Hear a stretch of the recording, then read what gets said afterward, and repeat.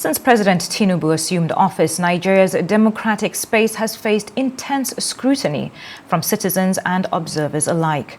Supporters point to efforts to strengthen electoral institutions and ensure continuity of democratic processes. Now, critics, however, highlight concerns over press freedom, electoral fairness and political inclusivity, warning that these remain key tests for the administration. Under President Tinubu, the government has emphasized stability and governance while facing pressure to protect opposition voices and address allegations of political interference. Analysts note that the strength of Nigeria's democracy will depend on how the administration balances security, economic priorities, and civil liberties. For many, the current period is a pivotal moment as Nigeria navigates its role as Africa's largest democracy and the challenges of political accountability under Tinubu's leadership. Now let's discuss further. Joining us live on Daybreak for this conversation is Nigeria's Special Advisor to the President on Media and Public Communication, Mr. Sunday Dari.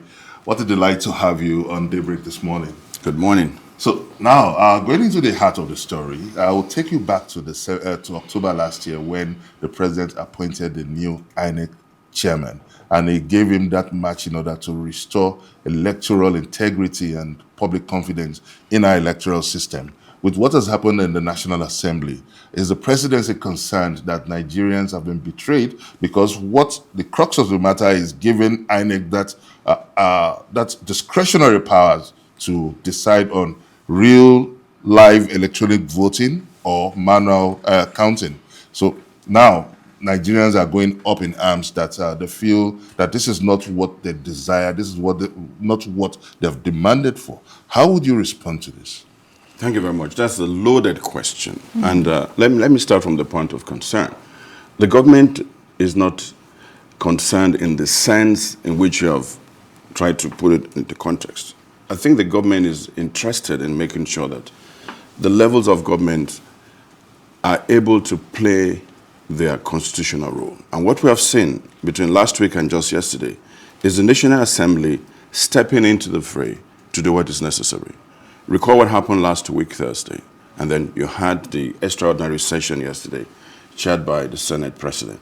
And even over the weekend, it was clear. He said there's a clear marker between our role and the role that INEC plays. But we are clear about the line, even though very thin. Now, what we saw yesterday was Nigeria's National Assembly, especially the Senate, playing that constitutional role. They saw the reactions and they decided to further interrogate the question of the electronic transmission of our results. And I think that when we talk about this, we must benchmark against what we see in other democracies around the world. Nigeria cannot be an island. We are not insulated. And you can check India, check Brazil, check the USA, check the United Kingdom. My point is, when it comes to election best practice, check the EU, the Carter Center, the IFES, check what they have. They said any election process must meet three major requirements: auditability, credibility, and the ability for a recount.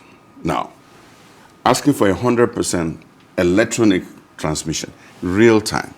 Real time does not guarantee 100% transparency. And let me tell you clearly, you can check. Electronic transmission cannot survive the legal scrutiny. And in most countries, there's always a backup to the paper.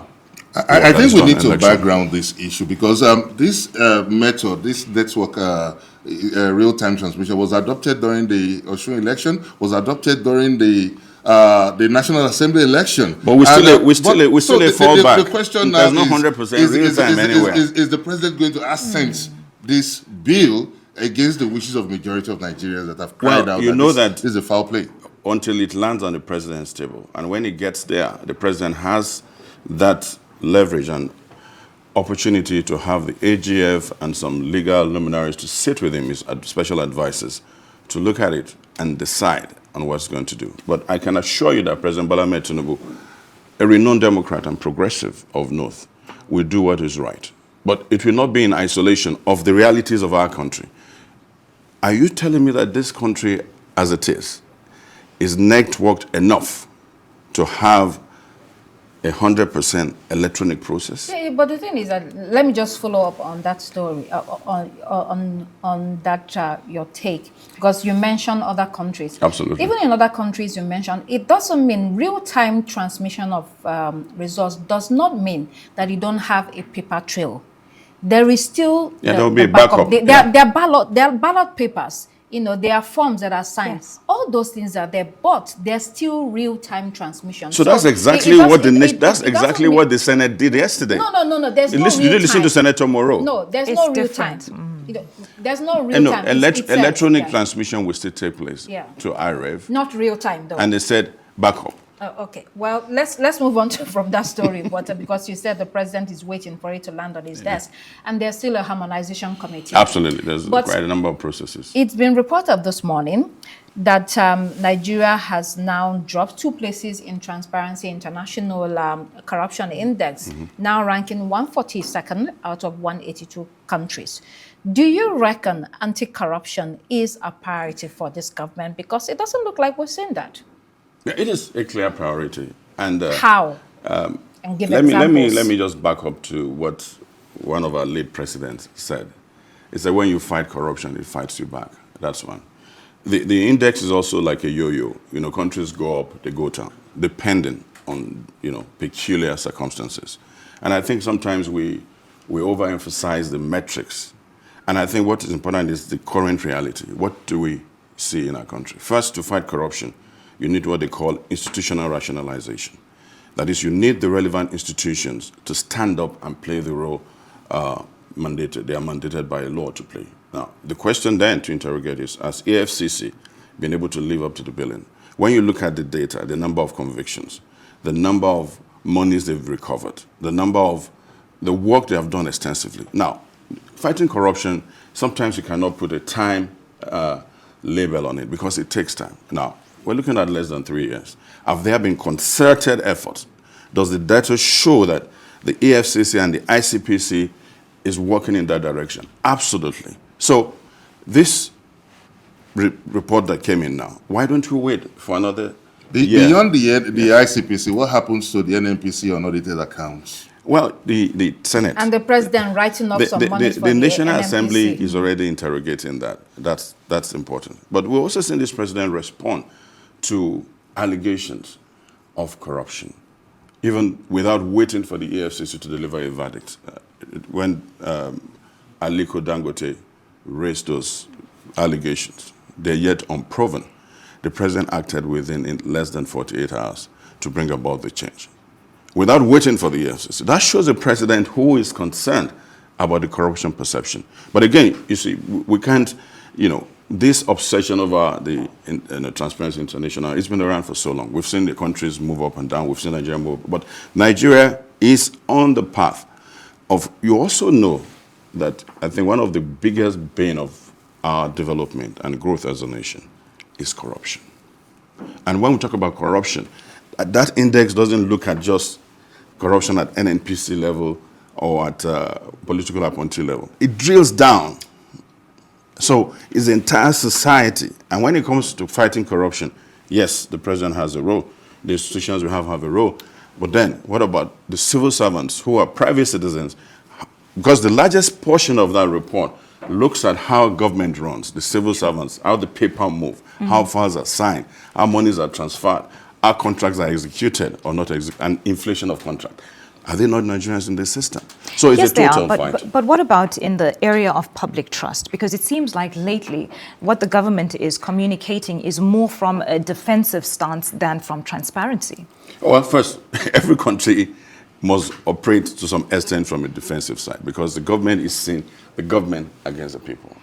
And not, I won't call it defensive. Is the I would call it an government against the people? explanatory side. The government must rise up to that position to explain what it's doing and developments that occur. But And are we getting those explanations? That's why I'm here this morning. And then you also get the explanation from, I'm sure at some point you also invite the EFCC chairman, who is media friendly, Definitely. to come and speak to this. And at that point, I think we'll have a bigger and better understanding. Okay, now, I'm sure many Nigerians are eager to know what the president is doing about food on the table. We know that Brentwood institutions have given a pass mark on the president's efforts in its The World Bank, precisely. Yeah, the macroeconomic stability index. Yeah, right. But now, transiting into the real-time microeconomic reality, that is moving from policy papers to public plates. Now, with 140 million Nigerians still living below poverty line, I think you have more explanations. So we get back to the metrics. Regard. We get back to the metrics. 140 people living below poverty line. Let's drill down. Last year, when the World Bank said that 130 million, and then we had this professional group that came up with the report in January saying 140. There's the PPP, purchasing power parity, which you have to reckon with when it comes to different countries. What can $2 get you in America? And what can $2 get you, or its equivalent in Nigeria? What is the minimum pay in Nigeria? 70,000 naira. So this way I say, look, the same size does not fit all, because the realities of our country, the strength of our currencies are basically different. And I did argue that time to say, you cannot also look at these poverty numbers in isolation of what the government is doing. Yeah, talking about what the government is doing, we look at the critical infrastructure, which is power. You know the state of power right now in the country. Right. So that is the gap in which people expect to see from stability to growth, because we're regurgitating around the index of stability. In an economy like ours, what is expected now is to see that growth path, which is yet to be seen. No. That critical part has already been charted by President Bola Ahmed Tinubu. And when you look at stability, you look at various points of stability in an economy. So let's separate them. First, what did this president meet when he came in 2023? When it comes to the forex, when it comes to the bleeding from subsidy, what we've seen from fiscal and monetary policy is a stabilization of that space. And there are indices, there are indicators to that. We've seen the Naira stabilize. We've also seen from 3-point-something billion external reserves to 49 billion external reserves. And I think we've also seen the reforms taking place in about 6 or 7 sectors, including the power you talk about. But let me talk about the micro. And when you say we're not seeing the micro, the pathway to the micro is there, and we're beginning to see it. Nobody in this country, I've seen 5 newspapers, including Daily Trust and Punch, run 2 or 3 cover stories saying food prices are consistently coming down. Look at inflation. When inflation tapers down over 9 months, what do you connect that with? It shows clearly that the cost of living is rising at a slower pace, and is indicative of the fact that something right is being done about the economy.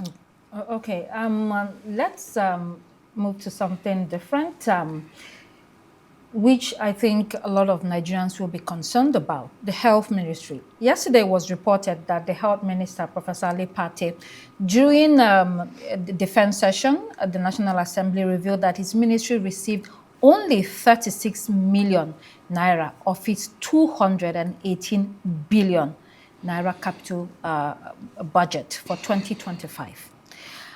So it means that the ministry was unable to execute a lot of capital projects which are important for the country. We know how doctors and nurses are living in droves because of the failures in that system. It's very poor. Who should the people hold responsible? Your government, Ministry of Finance, the budget process. It's something that shouldn't be happening. My response, without holding brief for the minister, I think that more information needs to be provided, because when you look at the health ministry, over time, most of the funding that comes for the health ministry are international funding. No, we're talking about budget specifically yes. now. Nigerian budget. But I'm just trying to say, in spite of the low budget support it has received, we have seen the health ministry perform creditably well, because it's been able to attract the necessary funding from international bodies. And Should when we you be check, relying- Why is should it we so? I rely- will come to that Why question. is it I'm not so? trying to. Why is it I'm so? not. Exactly. I'm just trying to provide a context. Why? Now, the numbers they put out there, I wouldn't know whether they're exact because I'm not the finance minister. But I'm saying that if that's the only amount it got, there must be a reason for it. And I think the finance ministry will be able to provide that reason. But what is important is when the president on December 21 or thereabout gave the budget speech at the National Assembly, he reeled out some marching orders in terms of financing the budget, in terms of making sure that contractors are paid, making it clear by March of this year, those monies must be paid and support. And as we speak, I know that this year already, the backup releases for most of the ministries, including the health ministry, are already being paid. Again, no government, I've been part of a government before, and I'm glad I'm part of it right now. Release for 2025? No, what I'm saying is no government is able to fund its budget in its entirety. The best most governments do is between 30, But 35, and it rolls surely over. you must agree that the health ministry is such a priority, as well as many others. But how will access improve? Well, like I said, those numbers will have to be verified, that the minister said, but also I know that the health ministry, the way it operates over time, is the ability to attract those critical funding. And when you look at the profile of the funding that have come, based also on the fact based on the policies, health policies of this administration, it's been able to attract those critical funds that has allowed it to perform. Okay, now let's look at the budget outlook for 2026. We have 15 trillion naira, above 15 trillion naira meant for debt servicing. That shows that about 60% of the nation's revenue is being goes into debt. And we now look at the entire debt profile. The debt allocation for the 2026 budget, which is 25 trillion naira. So are we in a deficit? Yes. Are we in a revenue crisis? Is the country having a revenue crisis? No, there's no revenue crisis. Really? And when you back up and you look at where we were before, 90% debt servicing. This president, Bola Tinubu, has brought it down to 60%. That's significant. When you look at the amount of loans we've been able to repay in the last 2.5 years, about 16 different types of loans. But let's make the argument, which is also global, and we can benchmark. When you look at our debt profile against other countries, you know that we're really not negative in debt. I can tell you. You can check what the debt profile of America is, check the debt profile of the UK, check the debt profile. What is important is these debts that we have incurred or the loans we're taking, are they being utilized for purposes of growth and development in our country? And that interrogation can take place. Budget IT and several other civil organizations. Just 3 days ago, Budget IT investigated 2,745 projects across the length and breadth of our country. And they saw that at least 65% of those projects have been executed, most of them funded by loans that have given us this debt. So when you look at Nigeria's debt profile, it is not yet in the red, as many will want to make it seem. But no country develops without taking some kind of loan and getting into some kind of debt. Are we going to continue to service these debts? Absolutely. Are there efforts to diversify? And I think our economy is already diversified to generate more revenue to be able to finance this debt. Absolutely. But governance is the continent. So we talk about security before, just 10 seconds on security. People are dying, but the president vows to defeat terrorism. Yes, he said that 2 days ago at the NEC meeting, and I think we've seen concerted efforts. And we must make the point, when the U.S. president did the tweet, when you look at what has happened thereafter, we thought we were going to be in a period of hostility. But we've seen the engagements that have taken place within the U.S. government and the Nigerian government. We've seen the support. We've seen American boots on ground. I think government Unfortunately, is time. insecurity. We're always pressed for time, but we just had to take this. Thank you very much, Mr. Sunday Dari, the Special Advisor to the President on Media and Public Communication. Thank you very much indeed. He's an oratory delight and his suit flows nice. Well, that's all we have time for here on Daybreak. I'm Benga Ashiru. It's goodbye from me. And I'm Constance Ikoku. Thanks for watching. Goodbye. And I'm Yolanda Robert. Please do keep it here on Arise News. The morning show is next. Goodbye.